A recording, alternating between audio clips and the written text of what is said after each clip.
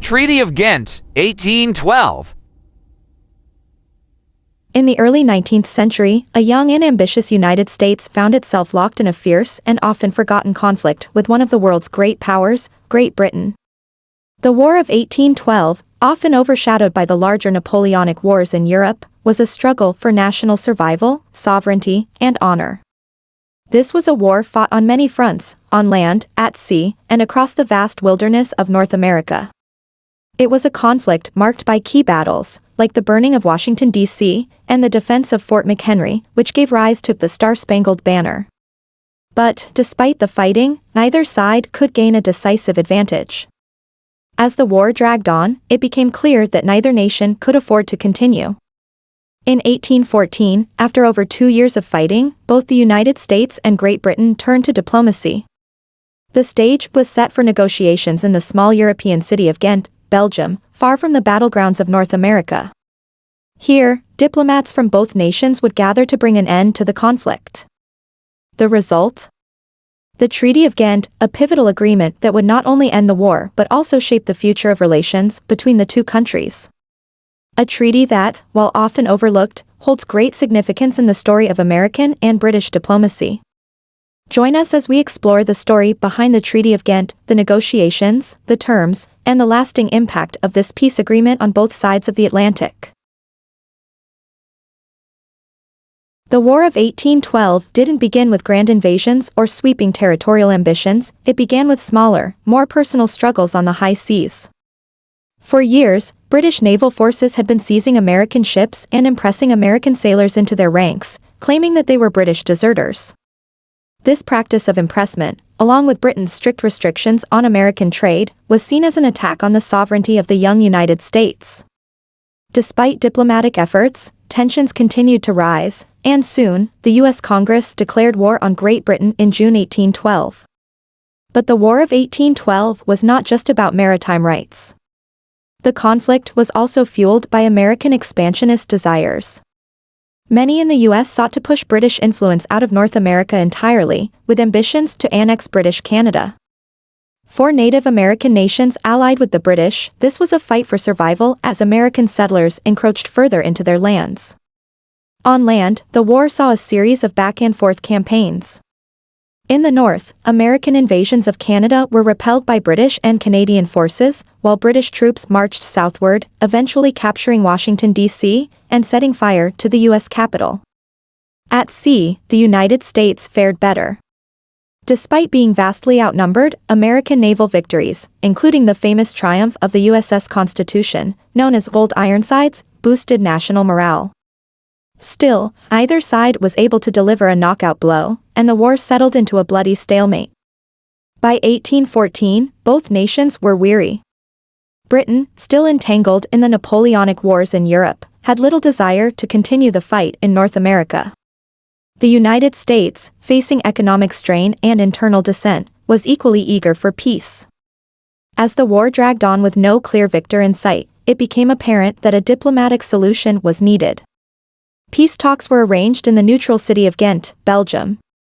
But how would these negotiations unfold? And what would be the terms of this crucial treaty? The stage was set for the Treaty of Ghent, an agreement that would finally end the War of 1812 and reshape the future of U.S.-British relations. By 1814, the War of 1812 had reached a tipping point. Both the United States and Great Britain were locked in a conflict neither could decisively win. British forces had burned Washington, D.C., but were repelled at Baltimore and New Orleans. Meanwhile, the U.S. economy was suffering under British naval blockades, and public morale was fading. For Britain, the Napoleonic Wars were still raging in Europe. With their resources stretched thin, continuing a drawn-out war in North America was no longer a strategic priority. As the Napoleonic conflict drew to a close, the British government had more flexibility, but little interest in committing to further battles across the Atlantic. In the United States, the pressure to end the war was mounting as well. The war had failed to achieve its ambitious goals of territorial expansion into Canada, and while U.S. forces had celebrated a few key victories, the cost of continuing the war was growing. With both nations eager to end the bloodshed, peace talks were proposed. The neutral city of Ghent, Belgium, was chosen as the site for negotiations, far from the conflict zones of North America. In August 1814, delegations from both sides gathered in this quiet European town, hoping to secure a lasting peace. The American delegation included prominent figures such as John Quincy Adams, Henry Clay, and Albert Gallatin, men known for their sharp political minds and commitment to their nation's interests. On the British side, experienced diplomats like Lord Gambier and Henry Goulburn took charge, determined to secure favorable terms for the Crown. But these talks were far from straightforward. The United States entered negotiations with a list of demands, including the end of British impressment of American sailors and the reduction of British influence over Native American tribes in the Northwest Territory. Meanwhile, Britain sought a neutralized Native American buffer zone between the US and Canada to protect its Canadian holdings. However, as discussions progressed, it became clear that neither side would get everything they wanted. The Americans had to concede that impressment, the very issue that helped ignite the war, was off the table, especially as the British no longer had a pressing need for more sailors following Napoleon's defeat. Similarly, Britain dropped its demand for a Native American buffer state, realizing that the US would never agree to such a proposal. Instead, both sides shifted their focus toward a more practical solution, returning to the pre-war status quo, where no territory was exchanged and no major political concessions were made. After months of negotiation, the two sides came to an agreement. On December 24, 1814, the Treaty of Ghent was signed, officially ending the War of 1812. But the war was far from over on the battlefield, as news of the treaty would take weeks to cross the Atlantic. After months of intense negotiations in the city of Ghent, the Treaty of Ghent was signed on December 24, 1814, officially ending the War of 1812. Yet, unlike many peace treaties, this one offered no dramatic territorial changes or sweeping political shifts. Instead, the agreement returned things to how they were before the war. The central principle of the treaty was status quo ante bellum, meaning the state existing before the war. Both the United States and Great Britain agreed to restore all conquered territories to their pre-war owners. This meant that American and British forces would withdraw from any occupied regions, including parts of Canada and the US. Notably, neither side gained any new land. The Treaty of Ghent didn't address the root causes of the conflict. Issues like the impressment of American sailors by the British Navy and disputes over maritime rights were left unresolved. However, by the time the treaty was signed, many of these issues had become less significant, particularly as the Napoleonic Wars had ended in Europe, reducing Britain's need for more sailors. Another key provision was the agreement to establish commissions to resolve future border disputes between the US and British North America. This was a forward-looking measure that sought to prevent the kind of tensions that had contributed to the outbreak of war in the first place. The treaty also required that prisoners of war on both sides be returned, and it sought to restore peaceful relations between the two nations. No monetary reparations or punitive measures were imposed, reflecting the reality that neither side had achieved a decisive victory. In many ways, the Treaty of Ghent was more of a ceasefire than a comprehensive peace agreement. It didn't reshape the political landscape, but it did succeed in ending the fighting and paving the way for better relations between the United States and Great Britain. Yet the war's end didn't immediately reach the battlefield. Unbeknownst to the armies, the treaty had been signed just weeks before the Battle of New Orleans, a major American victory led by General Andrew Jackson. This battle, though unnecessary, became a symbol of American resilience and pride, further obscuring the realities of a war that had no clear winner. Though the Treaty of Ghent may not have addressed every issue, it marked the beginning of a lasting peace between the two nations, allowing both to focus on their own development and shaping a new chapter in US-British relations. The signing of the Treaty of Ghent had a profound, yet complex, impact on the United States. Although the treaty essentially returned everything to how it was before the war, the conflict, and its conclusion, shaped the nation's future in surprising ways. Politically, the war boosted the national pride of many Americans. despite the fact that the United States didn't achieve its main objectives, such as stopping British impressment of sailors or expanding into Canada, Americans celebrated the war as a victory. This sense of triumph was largely driven by key moments like the Battle of New Orleans, which took place after the treaty was signed. Andrew Jackson's success at New Orleans became legendary, transforming him into a national hero and setting the stage for his eventual rise to the presidency. The battle, though unnecessary from a strategic point of view, fueled a new sense of American identity, one rooted in the idea of resilience and defiance in the face of great powers. Militarily, the war proved that the United States could stand its ground against a major world power. This boosted confidence among American citizens and leaders, especially after having withstood the might of the British Empire for a second time. While the U.S. didn't gain any territory, the war's outcome solidified its place on the global stage. Economically, the war had a mixed impact. The British naval blockade during the conflict severely disrupted American trade, particularly with Europe. However, it also forced the young nation to begin developing its own industries. With fewer British goods available, American manufacturing started to grow, laying the groundwork for the Industrial Revolution that would reshape the U.S. economy in the decades to come. One of the less discussed consequences of the war was its effect on Native American tribes. Throughout the conflict, Native Americans had aligned with both sides, hoping to protect their lands from U.S. expansion. However, the end of the war spelled disaster for many tribes, particularly those in the Northwest Territory. Without British support, Native American resistance to American expansion weakened significantly. As the U.S. turned its attention westward, the treaty marked the beginning of a new phase of territorial expansion, which would have devastating consequences for Native peoples in the years to come. Politically, the war's end also helped to shift the balance of power within the United States. The Federalist Party, which had opposed the war from the beginning, found itself deeply unpopular after the Treaty of Ghent. Their opposition culminated in the infamous Hartford Convention, where some Federalists even discussed the possibility of secession. In the aftermath of the war, the Federalist Party quickly faded from the political landscape, leaving the Democratic Republicans as the dominant force in American politics.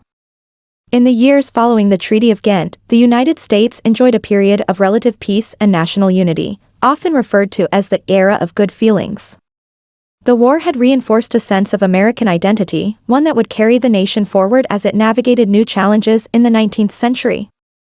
Though the Treaty of Ghent didn't dramatically alter borders or resolve the key issues that sparked the war, its legacy for the United States was lasting. It marked the end of the United States' struggle for recognition and independence from Britain, solidified national pride, and paved the way for westward expansion, forever changing the shape of the young nation. While the Treaty of Ghent officially ended the War of 1812, its impact on Great Britain was quite different from its effect on the United States. For Britain, the war with America was a sideshow compared to the much larger conflict with Napoleon in Europe. At the time of the treaty, Britain had just emerged victorious from the Napoleonic Wars, which had consumed the nation's resources and attention for more than a decade. The war with the United States, although frustrating and costly, did not hold the same strategic importance. As a result, British leaders were content to reach a quick settlement once Napoleon was defeated. Economically, the war's end was a relief. The naval blockade Britain had imposed on the United States during the conflict had hurt American trade, but also disrupted British commerce, particularly with American markets. The Treaty of Ghent allowed for the resumption of trade between the two nations, which was crucial for Britain's economic recovery after the long Napoleonic Wars. Politically, the treaty reflected Britain's desire to maintain stability and focus on European affairs rather than continue an unnecessary conflict with the United States. Britain made no territorial gains and demanded no reparations from the Americans, which demonstrated its disinterest in pursuing long-term hostilities in North America. Instead, the British government was eager to turn its attention to rebuilding Europe in the aftermath of Napoleon's defeat. However, the war did have consequences for Britain's colonial interests in North America. Britain had allied with several Native American tribes during the conflict, particularly in the Great Lakes region, as part of an effort to create a buffer zone between the U.S. and British Canada. With the signing of the Treaty of Ghent, Britain effectively abandoned these Native American allies, leaving them vulnerable to American expansion. While Britain retained control over Canada, the war reinforced the importance of securing its North American borders. This focus would lead to the fortification of British Canada and the strengthening of its defenses against any future American incursions. However, the war also underscored the limitations of British influence over the rapidly expanding United States. From a military standpoint, the War of 1812 was not seen as a significant defeat for Britain, but rather a distraction. The Royal Navy had demonstrated its global dominance by maintaining a successful blockade of the U.S. coast throughout the war. However, British military prestige did take a slight hit due to certain battles, such as the defeat at New Orleans, although the treaty had already been signed before the battle even occurred. In the long run, the Treaty of Ghent allowed Britain to exit a war that was no longer necessary, particularly with the collapse of Napoleon. The focus for Britain shifted back to its empire and European diplomacy, where it would play a central role in reshaping the post-Napoleonic world. The war, while costly, had little impact on Britain's global ambitions, and peace with the United States opened the door to improved relations between the two nations. Ultimately, the Treaty of Ghent reaffirmed Britain's strategic priorities, maintaining the strength of its empire, securing its economic interests, and refocusing on Europe. Although the war did not bring great gains, it also posed no lasting threat to Britain's status as a global power. The Treaty of Ghent brought an end to the War of 1812, but its aftermath and legacy would extend far beyond the battlefield. While it may not have resulted in significant territorial or political shifts, the war, and the treaty that concluded it, left a lasting mark on both the United States and Great Britain. For the United States, the end of the war signaled a turning point. The country had survived a second conflict with the British Empire, and while the war was not a clear-cut victory, it fostered a sense of national pride. Events like the Battle of New Orleans, despite occurring after the treaty was signed, were celebrated as symbols of American resilience. This newfound pride contributed to the emergence of what became known as the Era of Good Feelings, a period of political unity and optimism that followed the war. The war also shifted the balance of political power within the United States. The Federalist Party, which had strongly opposed the war, was widely discredited, particularly after the Hartford Convention. This led to the party's rapid decline, solidifying the Democratic-Republican Party's dominance in American politics. The war's end helped usher in a new chapter for American political and economic development, as the nation turned its focus inward and embarked on westward expansion. For Great Britain, the end of the War of 1812 was largely overshadowed by the conclusion of the Napoleonic Wars. While the conflict with the United States was a costly distraction, it did not significantly alter Britain's global standing. The British Empire remained the dominant naval and colonial power, and the peace allowed Britain to redirect its attention to European affairs, particularly the reconstruction of the continent in the wake of Napoleon's defeat. However, the Treaty of Ghent also had significant long-term consequences for North America, particularly for the relationship between the United States and British Canada. The war reinforced the importance of securing the US-Canada border, leading to a series of future agreements between the two nations aimed at preventing further conflict. This marked the beginning of a lasting peace between the US and Canada, a peace that has endured to this day.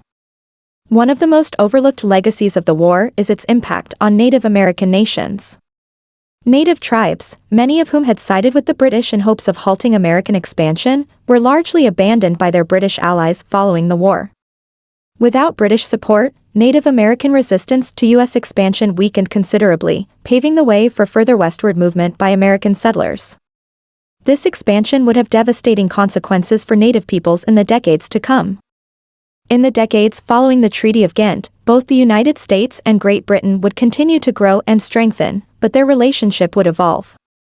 The war marked the last military conflict between the two nations, and over time, they would transform from adversaries into close allies. This shift in relations began with trade and diplomatic cooperation, laying the groundwork for the special relationship that would develop in the 20th century. Looking back, the Treaty of Ghent may not have resolved the issues that originally sparked the War of 1812, such as maritime rights and the impressment of American sailors, but it succeeded in something more lasting: it restored peace. It set the stage for the United States' growth as a global power and helped solidify Great Britain's empire for the century ahead. Most importantly, it laid the foundation for a lasting peace between two nations that would go on to become staunch allies. The Treaty of Ghent may not have radically reshaped the world, but its legacy endures. It was a treaty that quietly resolved a conflict and, in doing so, helped shape the future of North America and the global order.